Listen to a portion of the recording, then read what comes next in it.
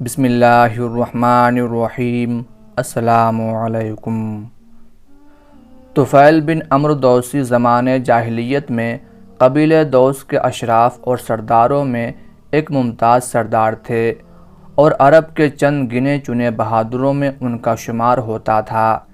ایسے سخی تھے کہ کبھی ہنڈیا چولہے سے نہ اترتی اور ایسے فراخ دل تھے کہ کسی بھی ضرورت مند کی آمد پر ان کے گھر کا دروازہ بند نہ ہوا۔ بھوکے کو کھانا کھلاتے، خوفزدہ کو تسلی دیتے اور پناہ چاہنے والے کو اپنے ہاں پناہ دیتے۔ اس کے ساتھ ساتھ وہ بلا کے ذہین فتین تھے۔ انہیں نہایت حساس دل ملا تھا۔ ان کا شعور بہت لطیف تھا، کلام کے تیور پہچانتے تھے اور ایسی بات کرتے جو جادو کا سا اثر رکھتی۔ جناب طفیل بن عمرو دوسی نے تہامہ میں اپنا گھر بار چھوڑ کر مکہ معظمہ کا رخ کیا۔ یہ وہ وقت تھا جب رسول اکرم صلی اللہ علیہ وآلہ وسلم اور کفار قریش میں کفر و ایمان کی معرکہ آرائی ہو رہی تھی۔ ہر فریق کی خواہش تھی کہ اپنے گرد زیادہ سے زیادہ ہمنوا جمع کر لے اور لڑائی جیتنے کے لیے زیادہ سے زیادہ اپنے مددگار اور معاون پیدا کر لے۔ رسول اللہ صلی اللہ علیہ وآلہ وسلم تو لوگوں کو اپنے رب کی طرف بلاتے تھے اور آپ کا اصل ہتھیار ایمان کی محکمی اور حق پر یقین رکھنا تھا۔ اس کے برعکس کفار قریش کوشاں تھے کہ آپ کی دعوت کو رد کر دیں اور اس سلسلے میں ہر حربہ استعمال کریں۔ یہی نہیں بلکہ لوگوں کو آپ کے پاس آنے سے روکیں۔ یہاں آ کر طفیل بن عمرو دوسی نے ایسا محسوس کیا کہ میں بغیر کسی تیاری کے غیر شعوری طور پر اس معرکہ میں شرکت کر رہا ہوں اور نہ چاہتے ہوئے بھی کفر و اسلام کی اس لڑائی میں کود پڑا ہوں۔ وہ مکہ معظمہ اس غرض سے نہیں آئے تھے اور نہ حضرت محمد صلی اللہ علیہ وآلہ وسلم اور قریش کی اس معرکہ آرائی کا خیال ان کے دل میں کبھی آیا تھا۔ اس وجہ سے جناب طفیل بن عمرو دوسی کی ایک ناقابل فراموش داستان ابھر کر سامنے آتی ہے۔ یہ دلچسپ داستان سننے کے لائق ہے۔ حضرت طفیل بن عمرو دوسی فرماتے ہیں کہ جو ہی میں مکہ معظمہ پہنچا، سرداران قریش مجھ پر ٹوٹ پڑے۔ بڑی گرم جوشی سے انہوں نے میرا استقبال کیا اور بڑی ہی عزت افزائی کا ثبوت دیا۔ پھر تمام سردار اور مکہ کے معززین ایک جگہ جمع ہوئے، مجھے اپنے پاس بلا کر کہنے لگے، طفیل آپ یہاں تشریف لائے ہیں۔ یہاں ایک شخص نے بزوم خود نبوت کا دعویٰ کر رکھا ہے۔ اس نے ہمارے خیالات کو چوپٹ کر دیا ہے، ہم میں پھوٹ ڈال دی ہے اور ہمیں پارا پارا کر دیا ہے۔ اندیشہ ہے کہ یہ مصیبت کہیں آپ کی قوم پر بھی نازل نہ ہو جائے۔ ہماری یہ مخلصانہ تجویز ہے کہ آپ اس شخص کو منہ نہ لگائیں، نہ اس سے کلام کریں اور نہ اس کی کوئی بات سنیں، اس لیے کہ اس کی بات میں جادو کا اثر ہے۔ یہ باپ کو بیٹے سے، بھائی کو بھائی سے اور خاوند کو بیوی سے جدا کر دیتا ہے۔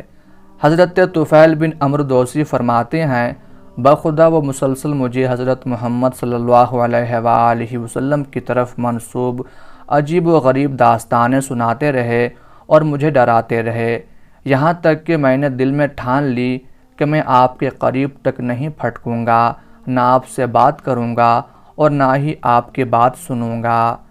صبح کے وقت میں جب طواف کعبہ اور بیت اللہ میں رکھے گئے بتوں سے برکت حاصل کرنے کے لیے گھر سے نکلا، جن کی کہ ہم بہت تعظیم کیا کرتے تھے، تو از راہ احتیاط میں نے اپنے کانوں میں روئی ٹھونس لی کہ مبادا میرے کانوں میں کوئی بات پڑ جائے۔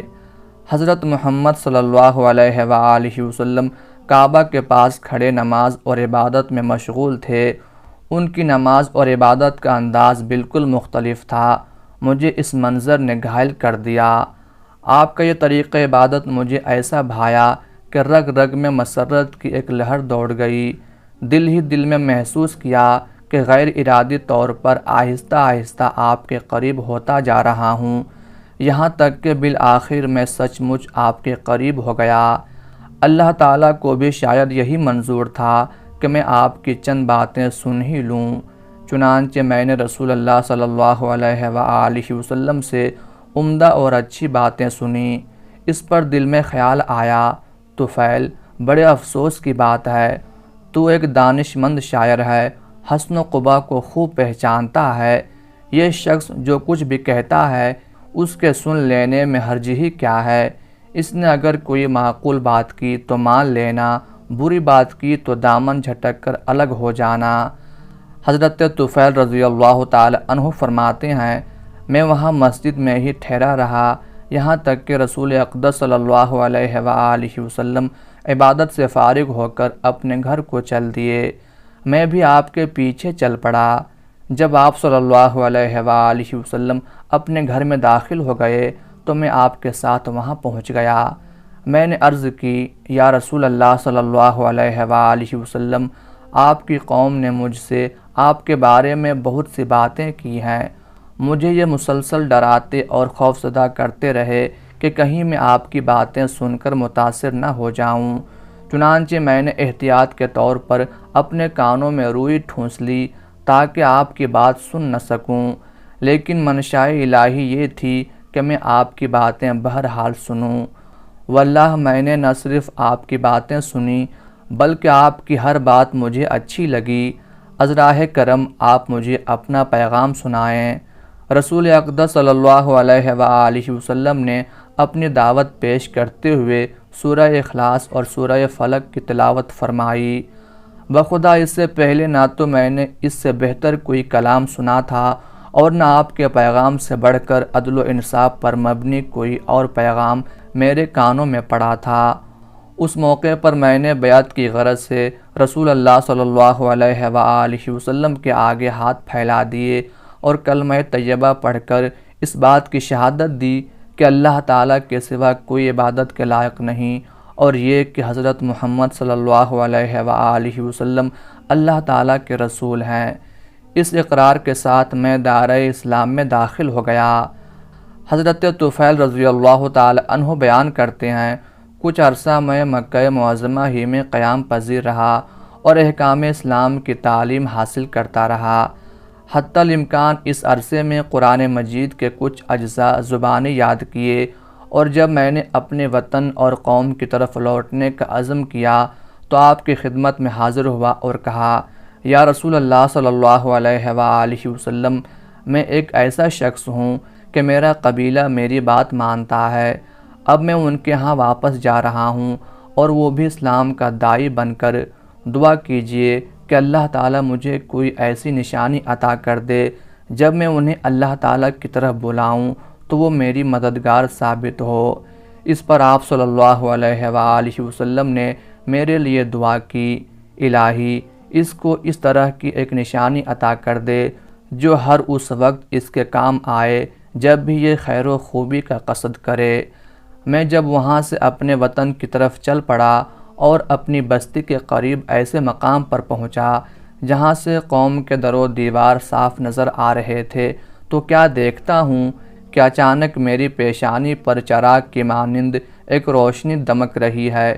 میں نے اللہ تعالیٰ سے التجا کی، الہی اس روشنی کو میرے چہرے کی بجائے کسی اور چیز میں منتقل فرما دے، مبادا کہ میری قوم میرا چہرہ دیکھ کر یہ کہہ دے کہ اپنا آبائی دین چھوڑنے کی یہ سزا ہے، روشنی نہیں۔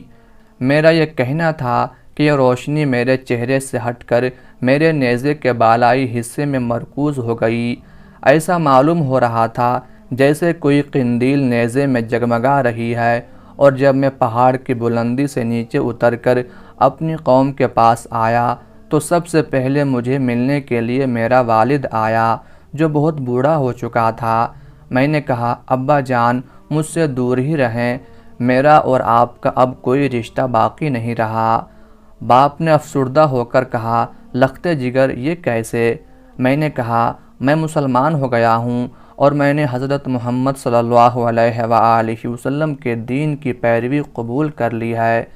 باپ نے بیٹے کی بات سن کر کہا، بیٹے اس سے کیا ہوتا ہے، میں بھی وہی دین تسلیم کیے لیتا ہوں جو تیرا دین ہے۔ میں نے کہا، اچھا پھر غسل کر لیجئے اور اپنے کپڑے دھو کر اجلے کر لیجئے، اور آئیے میں آپ کو وہی تعلیم دوں گا جو میں نے حاصل کی ہے۔ ابا جان نے میری بات مان لی، غسل کیا اور صاف ستھرے کپڑے پہن کر قبول اسلام کے لیے تیار ہو گئے۔ میں نے اسلام کی دعوت دی اور وہ فوراً مسلمان ہو گئے۔ اس کے بعد میرے پاس میری بیوی آئی۔ میں نے کہا مجھ سے دور ہی رہو تو اچھا ہے، میرے اور تیرے درمیان اب کوئی ناطہ باقی نہیں رہا۔ اس نے چونک کر کہا میرے ماں باپ آپ پر قربان ہوں، یہ کیوں؟ میں نے کہا ہم دونوں کے درمیان عقیدے کی دیوار حائل ہو گئی ہے، میں نے دین اسلام قبول کر لیا ہے اور حضرت محمد صلی اللہ علیہ وآلہ وسلم کی پیروی قبول کر لی ہے۔ اس پر میری بیوی نے کہا اس سے کیا ہوتا ہے، میں بھی وہی دین اختیار کیے لیتی ہوں جو آپ نے اختیار کیا ہے۔ میں نے کہا یہ بات ہے تو جاؤ اور ذو شرح کے پانی میں غسل کر کے آؤ۔ ذو شرح قبیلہ دوس کا ایک معروف بت تھا جس کے گرد ایک گڑھے میں پہاڑ سے پانی آ کر جمع ہو جاتا تھا۔ بیوی نے کہا میرے ماں باپ آپ پر قربان ہوں، کیا آپ ذو شرح سے ڈرتے نہیں؟ میں نے کہا ہرگز نہیں، تم پر اور ذو شرح پر ہلاکت نازل ہو۔ میں کہتا ہوں جاؤ وہاں لوگوں کی نظروں سے اوجھل ہو کر نہا دھو لو، میں ضمانت دیتا ہوں کہ یہ گونگا بہرا بت تیرا کچھ بھی نہیں بگاڑ سکے گا۔ یہ حوصلہ افزا بات سن کر وہ گئی اور غسل کر کے واپس آ گئی۔ میں نے اس کے سامنے اسلام کی سادہ اور پرتاثیر دعوت پیش کی جس کو اس نے خندہ پیشانی سے قبول کیا اور وہ مسلمان ہو گئی۔ اس کے بعد میں نے براہ راست قبیلہ دوس کو اسلام کی طرف بلایا۔ حضرت ابو ہریرہ رضی اللہ تعالی عنہ کے علاوہ ہر ایک نے اسلام قبول کرنے میں ہچکچاہٹ کا اظہار کیا۔ اس گروہ میں حضرت ابو ہریرہ رضی اللہ تعالی عنہ ہی تنہا ایسے سلیم الطبع شخص تھے جنہوں نے بغیر کسی تعامل کے اسلام کا پیغام دل کی گہرائیوں میں اتار لیا۔ حضرت طفیل رضی اللہ تعالی عنہ بیان فرماتے ہیں ایک دفعہ میں رسول اللہ صلی اللہ علیہ وآلہ وسلم کی خدمت اقدس میں مکہ معظمہ حاضر ہوا اور حضرت ابو ہریرہ رضی اللہ تعالی عنہ بھی میرے ساتھ تھے۔ نبی اکرم صلی اللہ علیہ وآلہ وسلم نے مجھ سے دریافت فرمایا طفیل صورتحال کیا ہے؟ میں نے عرض کی حضور لوگوں کے دلوں پر پردے پڑے ہیں، کفر نے شدت اختیار کر لی ہے اور قبیلہ دوس پر فسق و فجور اور نافرمانی کا خصوصیت سے غلبہ ہے۔ یہ سننا تھا کہ رسول اللہ صلی اللہ علیہ وآلہ وسلم اٹھے، وضو کیا، نماز پڑھی اور آسمان کی طرف ہاتھ اٹھا کر کچھ کہنا چاہا۔ حضرت ابو ہریرہ رضی اللہ تعالی عنہ فرماتے ہیں کہ جب میں نے آپ صلی اللہ علیہ وآلہ وسلم کو اس حالت میں دیکھا تو میں دل ہی دل میں ڈر گیا کہ مبادا میری قوم کو بددعا دیں اور وہ ہلاک ہو جائے۔ میں نے افسردگی کے عالم میں کہا ہائے میری قوم، لیکن نبی رحمت صلی اللہ علیہ وآلہ وسلم نے جو فرمایا وہ یہ تھا الہی قبیلہ دوس کو ہدایت دے، الہی قبیلہ دوس کو ہدایت دے، الہی قبیلہ دوس کو ہدایت دے۔ پھر آپ صلی اللہ علیہ وآلہ وسلم نے حضرت طفیل رضی اللہ تعالی عنہ کی طرف متوجہ ہو کر ارشاد فرمایا اب آپ اپنی قوم کے پاس بے دھڑک جائیں، ان کے ساتھ نرمی کا برتاؤ کریں اور اسلام کی دعوت انہیں دیں۔ حضرت طفیل رضی اللہ تعالی عنہ فرماتے ہیں میں مسلسل سرزمین دوس میں لوگوں کو اسلام کی دعوت دیتا رہا یہاں تک کہ رسول اللہ صلی اللہ علیہ وآلہ وسلم ہجرت کر کے مدینہ منورہ تشریف لے گئے۔ یہاں پہنچ کر بدر، احد اور خندق ایسی ہولناک جنگوں کا آپ کو سامنا کرنا پڑا۔ اس کے بعد مدینہ منورہ میں حضور نبی کریم صلی اللہ علیہ وآلہ وسلم کی خدمت اقدس میں حاضری دی۔ اس دفعہ میرے ہمراہ قبیلہ دوس کے تقریباً 80 گھرانے تھے جو نعمت اسلام سے مشرف ہو چکے تھے اور ان کی اسلامی حالت بہت بہتر تھی۔ رسول اللہ صلی اللہ علیہ وآلہ وسلم ہمیں دیکھ کر نہ صرف بہت خوش ہوئے بلکہ دوسرے مسلمانوں کے ساتھ خیبر کے مال غنیمت سے ہمیں بھی مقرر حصہ دیا۔ حضرت طفیل رضی اللہ تعالی عنہ فرماتے ہیں اس کے بعد میں رسول اللہ صلی اللہ علیہ وآلہ وسلم کی صحبت میں رہا یہاں تک کہ اللہ تعالیٰ کے فضل و کرم سے مکہ فتح ہو گیا۔ حضرت طفیل بن عمرو دوسی رضی اللہ تعالی عنہ نے آخر دم تک رسول اکرم صلی اللہ علیہ وآلہ وسلم کا ساتھ دیا۔ آپ صلی اللہ علیہ وآلہ وسلم کے وصال کے بعد حضرت ابوبکر صدیق رضی اللہ تعالی عنہ جب مسند خلافت پر فائز ہوئے تو حضرت طفیل بن عمرو دوسی رضی اللہ تعالی عنہ خلیفہ رسول کی خدمت میں حاضر ہوئے اور یقین دلایا کہ میری ذات، میری تلوار اور میرا بیٹا آپ کی تائید و نصرت کے لیے وقف ہے۔ جب ارتداد کی جنگیں چھڑیں اور کفر و الحاد کا شعلہ بھڑکا تو حضرت طفیل بن عمرو رضی اللہ تعالی عنہ مسیلمہ کذاب کے ساتھ جنگ لڑنے کے لیے مسلمانوں کے لشکر میں مقدمۃ الجیش کی حیثیت سے شامل ہو کر نکل کھڑے ہوئے۔ اس وقت ان کے ہمراہ ان کا بیٹا عمرو بھی تھا۔ یمامہ کی طرف روانگی کے سلسلے میں ابھی وہ راستے ہی میں تھے کہ انہوں نے ایک خواب دیکھا۔ اپنے ساتھیوں سے انہوں نے کہا، میں نے ایک خواب دیکھا ہے، میں اس کی تعبیر معلوم کرنا چاہتا ہوں۔ ساتھیوں نے دریافت کیا، آپ نے خواب میں کیا دیکھا؟ فرمایا، میں نے خواب میں دیکھا کہ میرا سر موڑ دیا گیا ہے اور ایک پرندہ میرے منہ سے نکل کر اڑ گیا ہے اور ایک عورت نے مجھے اپنے پیٹ میں چھپا لیا ہے۔ میں نے یہ بھی دیکھا کہ میرا بیٹا عمرو بھی بڑی تیزی سے بھاگتا ہوا میرے پیچھے پیچھے آ رہا ہے، لیکن میرے اور اس کے درمیان کوئی چیز حائل ہو گئی ہے۔ تمام ساتھیوں نے کہا، خواب تو اچھا ہے۔ انہوں نے کہا، بخدا میں نے اس کی ایک تعبیر کی ہے۔ سر مڑانے سے یہ مراد ہے کہ میرا سر کاٹ دیا جائے گا۔ پرندہ جو میرے منہ سے نکل کر اڑ گیا، اس کے معنی یہ ہیں کہ میری روح پرواز کر جائے گی اور وہ عورت جس نے مجھے اپنے پیٹ میں چھپا لیا ہے زمین ہے جو کھودی جائے گی اور مجھے اس میں دفن کر دیا جائے گا۔ میری دلی تمنا ہے کہ مجھے شہادت کا رتبہ نصیب ہو۔ رہا میرے بیٹے کا تیزی سے میرے پیچھے بھاگنا، تو اس سے یہ مراد ہے کہ وہ بھی میری طرح شہادت کی تلاش میں سرگرداں رہے گا جو میرا مقدر ہے، لیکن اسے شہادت کا یہ مقام میرے بعد اس وقت ملے گا جب اللہ تعالیٰ کو منظور ہوگا۔ معرکہ یمامہ میں اس جلیل القدر صحابی حضرت طفیل بن عمرو رضی اللہ تعالی عنہ کو بڑی کڑی آزمائش سے دوچار ہونا پڑا اور اس معرکہ میں لڑتے ہوئے اور طرح طرح کی آزمائشوں سے گزرتے ہوئے جام شہادت نوش فرمانے کی سعادت حاصل کی۔ اللہ تعالیٰ کی ان پر ہزارہ رحمتیں نازل ہوں، آمین یا رب العالمین۔